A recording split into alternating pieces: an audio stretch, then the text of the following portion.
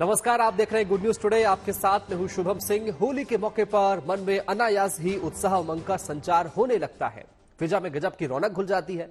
क्या आपने सोचा है कि ऐसा क्यों होता है? दरअसल होली रंगों का त्योहार है और रंग हमारे जीवन के बुनियादी तत्व हैं।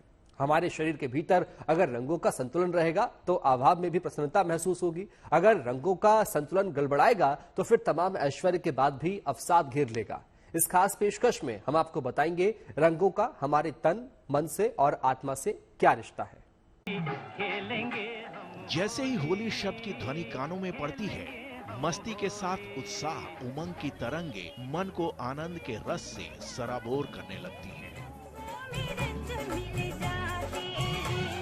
दरअसल होली के मौके पर पूरी फिजा में, प्रकृति में मदहोशी, मस्ती, बेफिक्री, बेपरवाही घुल जाती है। पूरा वातावरण लालित्यमय हो जाता है। कभी आपने सोचा है कि होली के त्योहार में ऐसी क्या खासियत है कि इंसान अपने सारे रंजो गम भूल जाता है? दुश्मन को भी गले लगाने के लिए अनायास प्रेरित हो जाता है। दरअसल होली रंगों का त्योहार है और रंग सृष्टि की रचना का बुनियादी तत्व है। रंगों के बिना प्रकृति के सौंदर्य की कल्पना तक नहीं की जा सकती। साल में एक बार उन्हीं रंगों के पारलौकिक महत्व को जागृत करना ही होली है। होली क्यों मनाई जाती है, कब से मनाई जाती है, इससे जुड़ी तमाम धार्मिक, पौराणिक और ऐतिहासिक कथाएं आपने सुनी होंगी। लेकिन आज होली के त्योहार के आध्यात्मिक और वैज्ञानिक रंग को समझने की कोशिश करते हैं। दरअसल जो रंग कुदरत के नजारे को बेहिसाब हसीन बनाते हैं, वही रंग हमारी गहन चेतना में अव्यक्त रूप से फैले हुए हैं। अनादिकाल से ही मनुष्य की चेतना में व्याप्त ये अव्यक्त रंग कर्म, विचार, संगत और स्थान के हिसाब से असंतुलित और धूमिल होते रहे हैं। उन्हीं रंगों को दोबारा संतुलित और सजीव करने की परंपरा ही होली है। हिंदुस्तान की पावन धरती पर प्रेक्षा ध्यान परंपरा के तहत लेष्या ध्यान के माध्यम से मस्तिष्क की चेतना में व्याप्त मुख्तलिफ रंगों को संतुलित और सजीव करने की सफल कोशिश हमारे मनीषियों साधकों ने की है। लेष्या ध्यान में रंगों पर मन को केंद्रित किया जाता है। अलग अलग कलर्स के ऊपर मेडिटेशन करना, ध्यान करना लेष्या ध्यान कहलाता है। हमारे जो 5 मुख्य कलर है, जैसे कि पीला, नीला, काला, लाल, येलो, हरा, इनमें से अलग अलग कलर के ऊपर जो है मेडिटेशन करने से जो है अलग अलग प्रभाव शरीर पे आता है। क्योंकि रंगों का जो प्रभाव है वह हमारी प्रकृति पर पड़ता है, हमारे विचारों के ऊपर पड़ता है और हमारे जीवन के जो है आदतों पर भी पड़ता है। एक हकीकत ये है कि विज्ञान और तकनीक के माध्यम से इंसान चांद और मंगल तक तो पहुंच गया, लेकिन खुद से, अपने आप से दूर होता चला गया।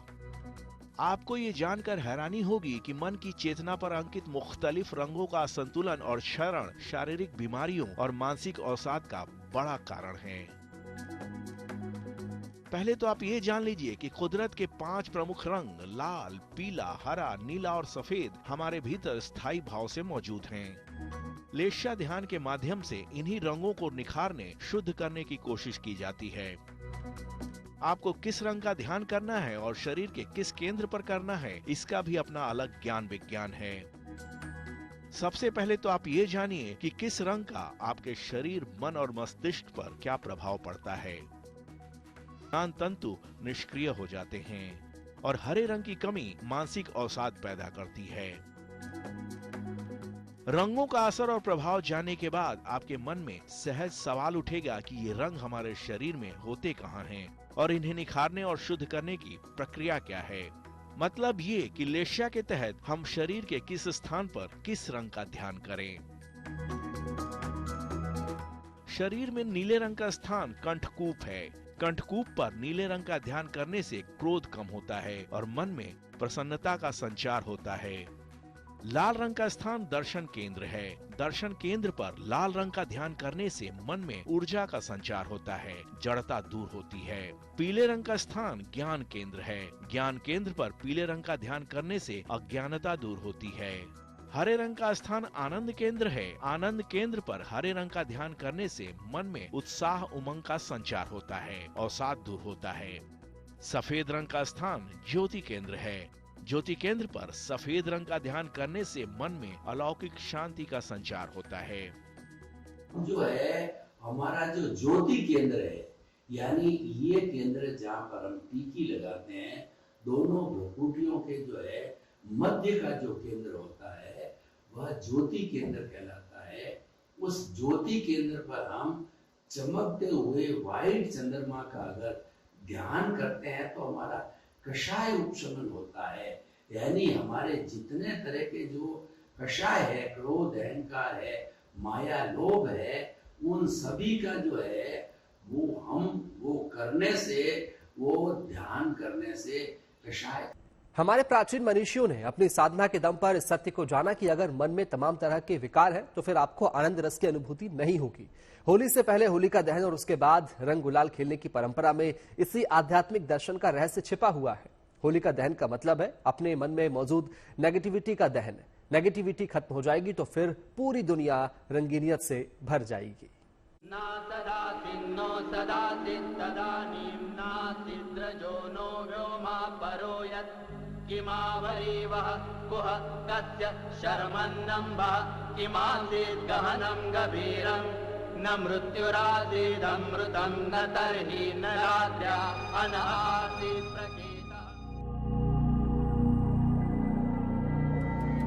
होली के त्योहार की परंपरा अपने आप में प्रकृति के तमाम रहस्य समेटे हुए है।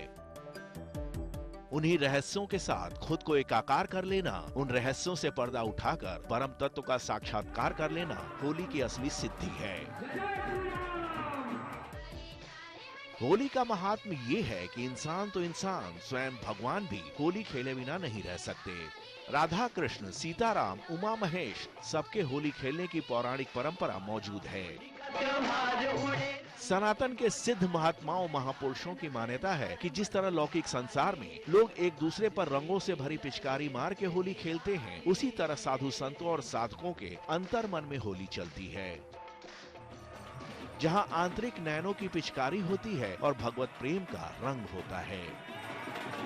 बाह्य रंग तो बाह्य दृष्टि से देखा जाता है कि बाह्य पिचकारी चल रही, बाह्य रंग चल रहा हो, बाह्य लीला है। लेकिन आंतरिक रंग और आंतरिक लीला में आंतरिक पिचकारी होती है। नेत्रों की पिचकारी होती और प्रेम का रंग होता है, और प्रेम समुद्र प्रभु भी अपनी शुद्ध बिसराए हुए इस प्रेम रंग की होली खेलते हैं। कहने की जरूरत नहीं कि इस ब्रह्मांड में जब से भक्त दिवाली की परंपरा शुरू हुई,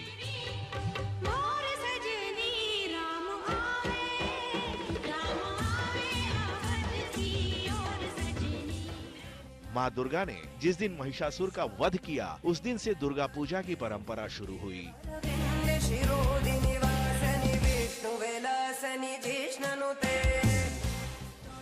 भगवान शिव ने माँ पार्वती का जिस दिन पाणी ग्रहण किया, उस दिन से महाशिवरात्रि मनाने की परंपरा शुरू हुई। भगवान कृष्ण के अवतार लेने के बाद जन्माष्टमी मनाने की परंपरा शुरू हुई। लेकिन होली के बारे में एक अद्भुत सत्य ये है कि इसकी शुरुआत की कोई कथा नहीं मिलती है। होलिका दहन की कथा तो मिलती है, लेकिन होलिका दहन के अगले दिन होली खेली गई थी, इसकी कोई कथा हमारे पौराणिक ग्रंथों में नहीं मिलती है। इस अर्थ में देखें तो होली सृष्टि का आदि पर्व है, विश्व पर्व है, जहाँ भी जब भी आत्मा का परमात्मा से मिलन होता है, आत्मा परमात्मा की हो जाती है, तभी होली शुरू हो जाती है। ये होली उसी के हृदय में होती है जो होली,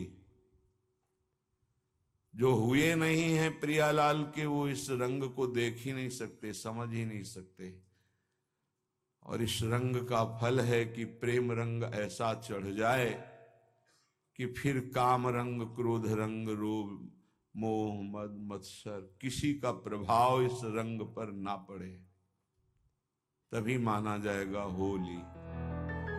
सनातन धर्म के बुनियादी दर्शन सर्वम खलविदम ब्रह्म, यानी सारा जगत ब्रह्म है की लौकिक अभिव्यक्ति होली की परंपरा में देखी जा सकती है। कैसे, इसे समझने की कोशिश करते हैं। दरअसल सनातन दर्शन में अहम ब्रह्मास्मि यानी मैं ब्रह्म हूँ और तत्वमसि यानी तुम भी वही हो का सिद्धांत प्रतिपादित किया गया है। अब सवाल यह है कि जब सारे जीवधारी परमात्मा के अंश हैं, तो उनकी अभिव्यक्ति में इतना व्यापक अंतर कैसे दिखता है। हिंदुस्तान की पावन भूमि पर अवतरित हुए मनीषियों ने अपनी सतत साधना से इस सत्य का साक्षात्कार किया कि हर जीव में वही परम तत्व विराजमान है।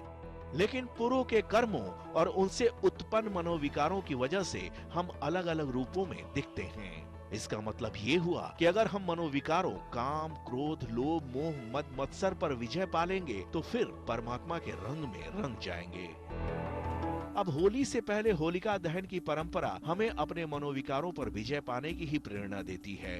इसमें होलिका बुराइयों के प्रतीक है, जबकि प्रहलाद अच्छाइयों के। अग्नि परीक्षा में अच्छाई विजेता बनकर सामने आती है, जबकि बुराई जलकर खाक हो जाती है। मतलब ये कि अच्छाई शाश्वत है, उसे जलाया नहीं जा सकता। बुराई कितनी भी प्रबल हो, वो हमेशा रह नहीं सकती। परमात्मा भी इस समय आकर के हम सभी को सर्वप्रथम यही श्रीमत देते हैं कि जो हमारे अपने जीवन के अंदर बुराइयां हैं, उन बुराइयों को हमें जलाना है। क्योंकि जब तक जलाते नहीं हैं, तब तक आत्मा का शुद्धिकरण, आत्मा पवित्र या होली नहीं होती है। अब जब आपके अंदर की बुराई खत्म हो जाएगी, विकार जल जाएंगे, तो आप परमात्मा स्वरूप हो जाएंगे। यही तो होता है होली में। होलिका दहन के बाद सब अपने भीतर का भेद मिटाकर रंगों के जरिए एकाकार हो जाते हैं। सब एक ही रंग में रंग जाते हैं, आनंद के रस में डूब जाते हैं।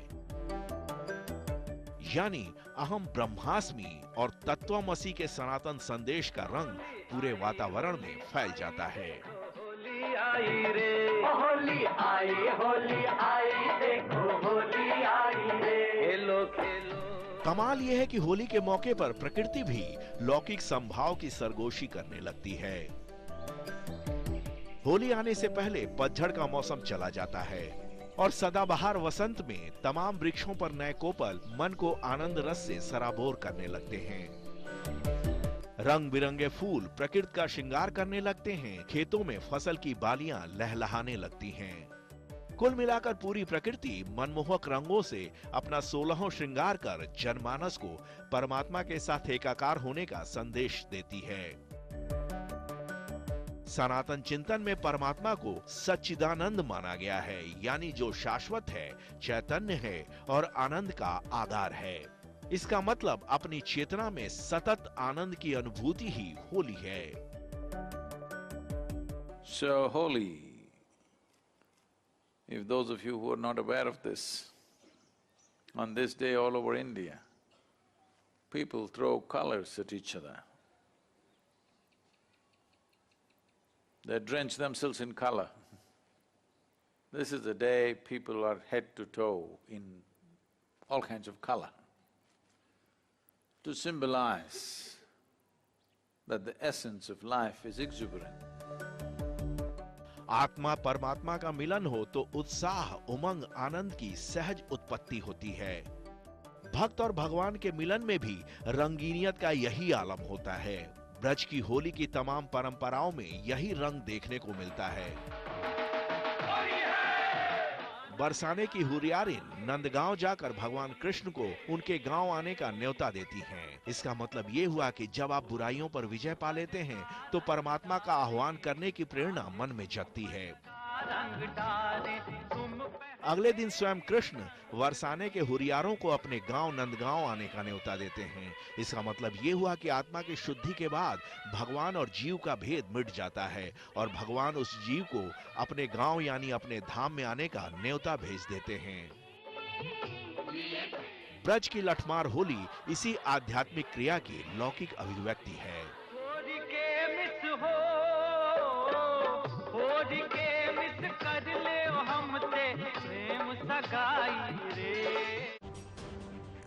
तो देखा आपने कैसे होली के रंग हमारे जीवन में भी रंग भरने में कितने कारगर साबित होते हैं। हम होली पर हमारी इस खास पेशकश में इतना ही। आप देखते रहिए गुड न्यूज टुडे। नमस्कार।